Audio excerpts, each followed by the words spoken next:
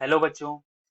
चलिए प्रश्न पढ़ते हैं जो कि कुछ इस प्रकार है कि सिद्ध कीजिए कि बिंदु ए 2 0 - 3 बी 1 - 2 - 5 और सी जो हमारा 3 2 - 1 है संरेख है।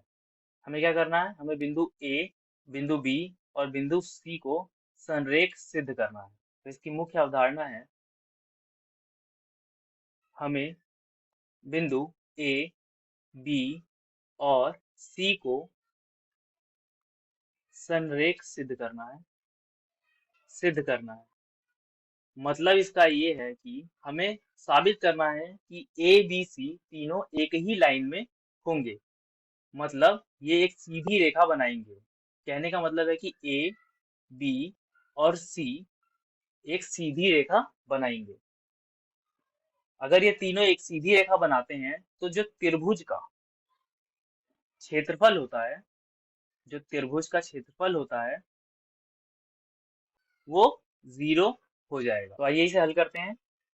तो इसका हल कुछ इस प्रकार होगा कि हमें दिया गया है बिंदु ए जो कि हमारा 2 0 - 3 है और दिया गया है बी जो हमारा 1 - 2 - 5 है और दिया गया है हमें सी जो है 3 2 - 1।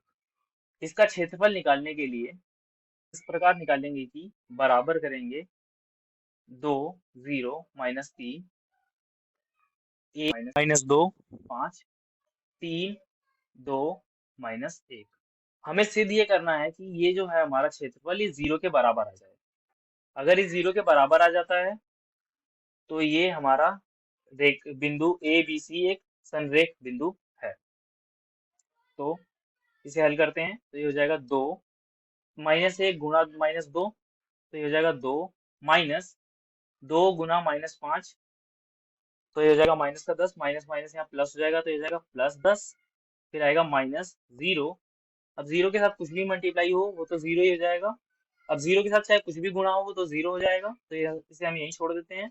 अब आएगा -3 और आएगा 2 गुना 1 तो 2 माइनस 2 गुना -2 मतलब -6 तो माइनस माइनस से हो गया +6। हम अभी बराबर 0 ही लेके चल रहे हैं। चलिए आगे बढ़ते हैं तो ये हो जाएगा 2 गुना 12 - 3 गुना 8 बराबर 0 तो ये हो जाएगा 24 - 24 बराबर 0। तो ये भी हो गया हमारा 0 बराबर 0। अब क्योंकि हमारा त्रिभुज ए बी सी का क्षेत्रफल 0 आया है तो हम कह सकते हैं कि बिंदु ए बी सी संरेख है। सिद्ध हो गया है ये। यही हमारा उत्तर था दोस्तों। आशा करते हैं आपको हल समझ में आया होगा। धन्यवाद।